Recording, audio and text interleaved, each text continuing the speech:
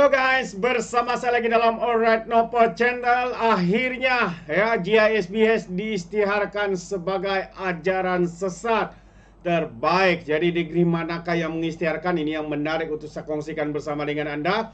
YB Azalina pula ya mahu supaya ditubuhkan ya RCI untuk siasat GISBS yang sesat ini, yang melakukan banyak eksploitasi dan juga penderaan kanak-kanak. Jadi apa sebenarnya yang berlaku sahabat semua? Ini yang menarik ya untuk saya kongsikan bersama dengan anda. Jadi tanpa membuang masa, ayo kita lihat ya kenyataan media ini.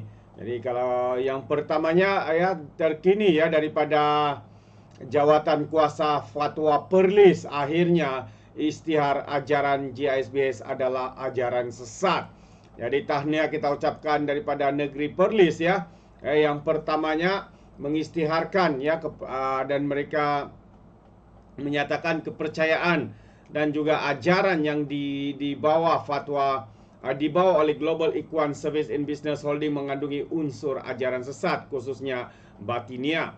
Dalam mesyuarat khas yang diadakan, jawatan kuasa berpendapat ajaran GISBS adalah kesinambungan ya dari ajaran Al-Arkam yang telah difatwakan sesat ya sebelum ini.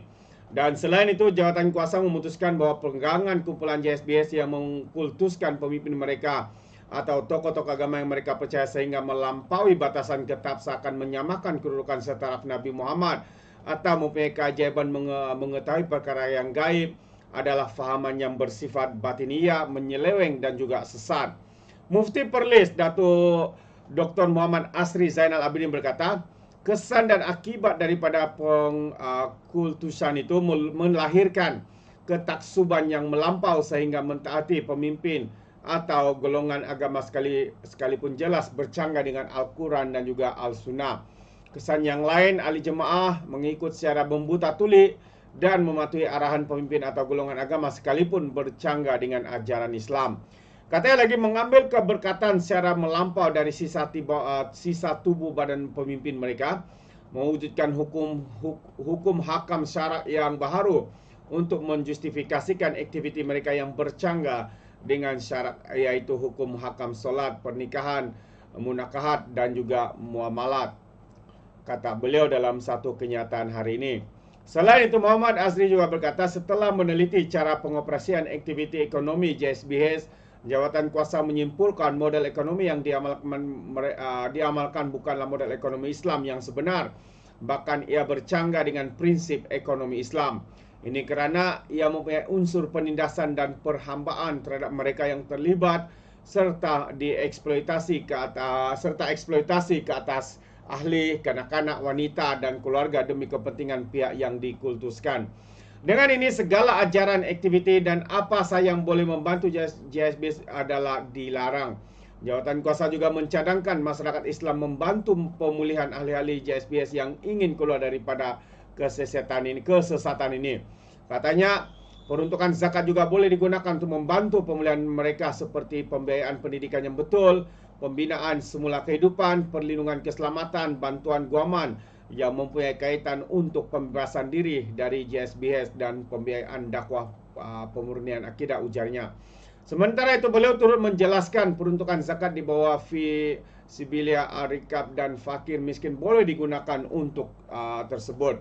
Jadi malah menurutnya masyarakat Islam perlu mengambil sikap positif, katanya ya, dalam usaha membantu bekas-bekas ahli GISBS ya untuk keluar dari belenggu kesesatan.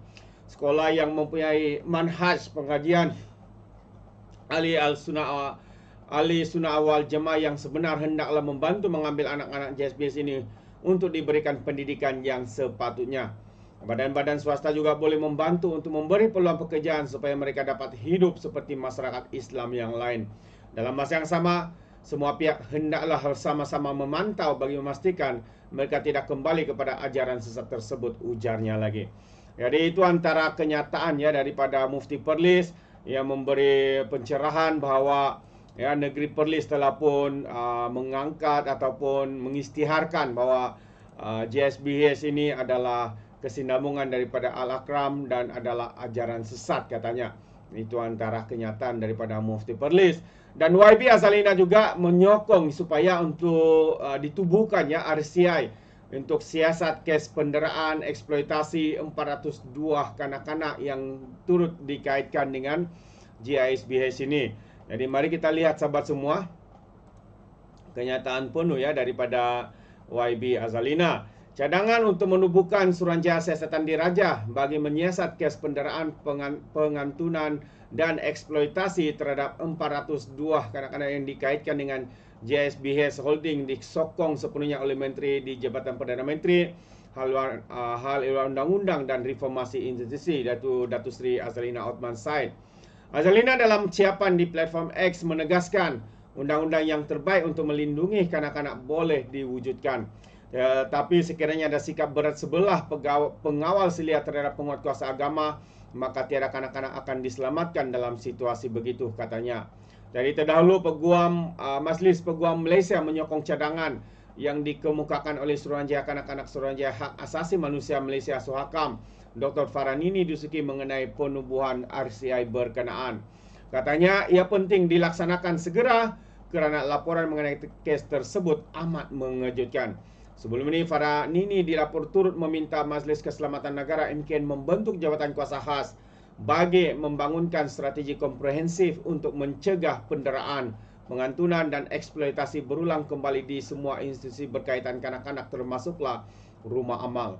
Jadi itu antara kenyataan daripada Suhakam dan juga disokong oleh YB Azalina Othman berkaitan dengan isu ini. Ya, penubuhan RCI supaya penyiasatannya dapat dilakukan dengan kadar yang segera. Apatah lagi isu ini isu yang begitu mengejutkan, ya, isu yang begitu mengejutkan seluruh negara kita. Ya, terbongkar segala kesesatan, terbongkar segala sistem mereka yang amat mengejutkan. Dan akhirnya seperti yang saya kongsikan awal tadi, ya, Negeri Perlis telah mengisytiharkan ya dalam satu mesyuarat khas Jawatan Kuasa Fatwa Negeri Perlis mengisytiharkan bahawa GISBH ini adalah sesat kerana mereka masih meneruskan amalan ajaran sesat, ya, yaitu Al-Arkam. Jadi sahabat semua, apa pandangan anda berkaitan dengan isu ini, anda boleh berikan ya di dalam ruangan komen. Tapi ingat, komen dengan cara berhemah. Jadi terima kasih. Izinkan saya untuk mengundurkan diri dan seperti biasa peribahasa mengatakan tak apa-apa kangkap 2 tahun keinginan. Dalam bahasa Melayunya, tepuk dada tanya selera. Sekian saja daripada Alright Nampak Channel. Saya kita berjumpa lagi. Bye-bye.